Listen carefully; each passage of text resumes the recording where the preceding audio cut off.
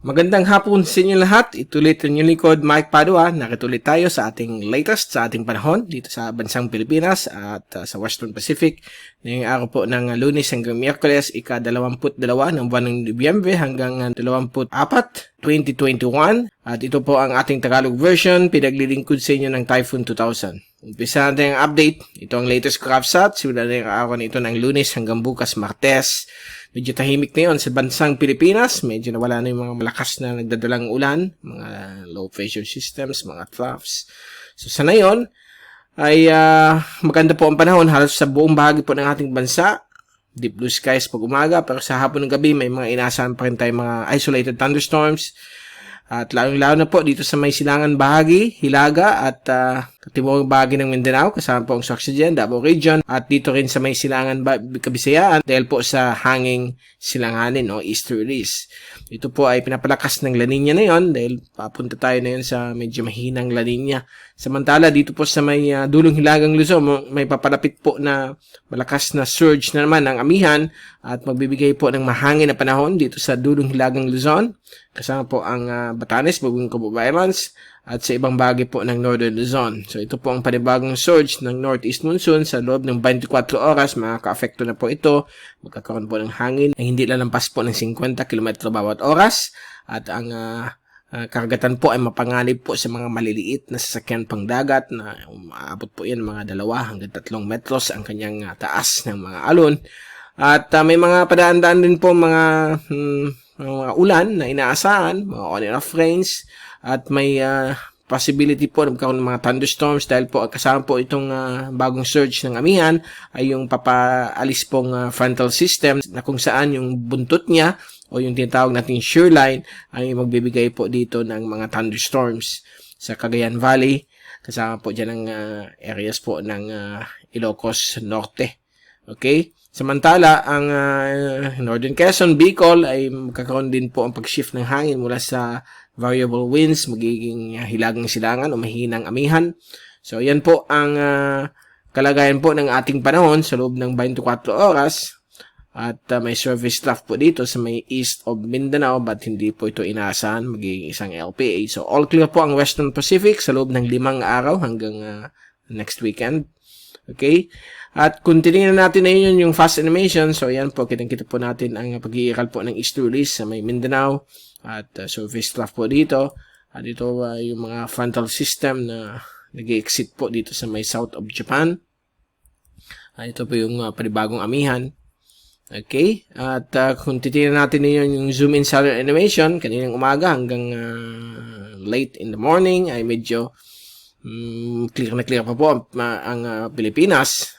Except po sa may eastern Mindanao dahil po sa easterlies. Pero pagdating ng hapon ng gabi, ayan na po ay mga maliliit na mga isolated thunderstorms sa malaking bahagi po ng Luzon. Isolated po yan. So may mga areas na may ulan. Ang iba naman wala. Gaya dito sa Naga, all clear po tayo. At dito rin po sa Mimaropa at Visayas, may mga isolated thunderstorms. So, mag-ingat lang po sa mga lightning strikes, sa mga possible na mga maliliit na pagbabaha. Pag mayroon pong malalakas na ulan na idudulot itong thunderstorms, alam natin na mayroon tayong mahinang La Nina. So, common palagi ang ulan, lalo na po sa hapon o gabi. Okay? At ito po yung forecast sa ulan sa loob ng 3 araw hanggang Miyerkules, courtesy of European model. Galing po ito sa windy.com app. So, for the next 3 days, inaasahan po mga thunderstorms at mga lalakas na ulan na posibleng mag-afekto po dito sa may Cagayan Valley, kasama po ang Ilocos Norte, at dito rin po sa may Babuyan, Cubao Islands, at dito rin po sa may Northern Quezon, coastal areas po ng Kabikulan, dahil po yan sa mahinang amihan. At kasama din po ang Oriental Mindoro. Samantala, dito naman po sa Kabisayaan, mga isolated thunderstorms, but yung eastern sections po ng Samar, eastern Leyte, eastern sections po ng Caraga, eastern Davao Region at Sorsogon ay may mga thunderstorms po inaasahan. Dulot po yan ng easterly surface wind flow at yung hanging silanganin. At dito rin po sa Zamboanga del Norte, Sulu Archipelago, ito po ay mostly mga convective circulation. Okay, dahil po sobrang init, dahil convective heat. Okay, nagkakaroon po yan ng mga thunderstorms na nabubuo. Okay, at bago tayong paalam, ito yung ating 3-day wind at pressure forecast mula sa European model courtesy of windy.com. At ngayon, nakita po natin, papalapit po yung another surge ng amihan dahil po sa malakas na high pressure area dito sa may Wuhan, China. But bukas po ng hapon, bababa na po yan dito sa may extreme northern zone at damay na po ang northern Luzon. So magiging medyo lalamig po ang panahon dito at medyo mahangin po na hindi lalampas po ng 50 km bawat oras. So yan po ang epekto po ng hanging amihan, while mahinang amihan naman po dito sa may Calabarzon, Eastern Luzon, Bicol Region, Mimaropa, Visayas at Eastern, although Eastern Mindanao baka easterlies pa rin po yan. And on Wednesday afternoon, same situation pa rin po dahil nandyan po yung high pressure area sa may eastern coastline ng China. So nandyan pa rin ang hanging amihan sa may dulong hilagang Luzon hanggang dito po sa may Cagayan Valley area.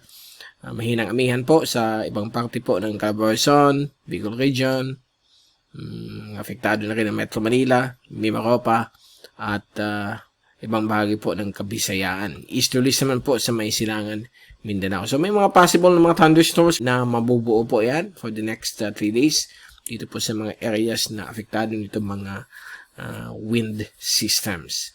Okay, so far clear po ang Western Pacific for the next 5 days hanggang Biyernes. So hanggang Sunday na po yan, next weekend. So, pray tayo na sana wala na po na yung katapusan ng November next week kasi may mga kumikindat-kindat na mga low pressure areas base po dun sa mga computer models.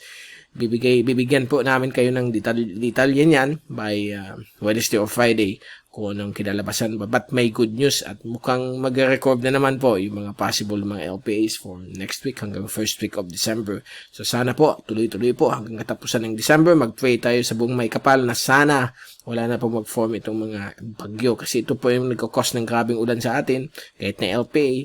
Sana all clear. Okay lang yung ulan mula sa amihan at may mga possible pa rin threat nito mga pagbabaha. So mag-iingat lang po tayo dahil may sa panahon po tayo ng La Niña. Okay, so dyan po natin tinatapos ang ating update ng araw po ng Lunes hanggang Miyerkules at muli tayong babalik sa loob ng 2 araw upang ibigay sa inyo yung pinaka-latest sa ating panahon. Mula sa Typhoon 2000, ito ulit si Mike Pado ang papaalam. Mag-ingat po tayong lahat. Be #WeatherWiser. Don't forget to subscribe to our channel or support also our Facebook channels and YouTube channels para updated po tayong lahat. Pagdating ng weather system, nandito yung resources natin para i-update kayo kung may mga papalapit po ng mga weather system sa ating bansang Pilipinas. Maraming salamat po at God bless po sa inyong lahat.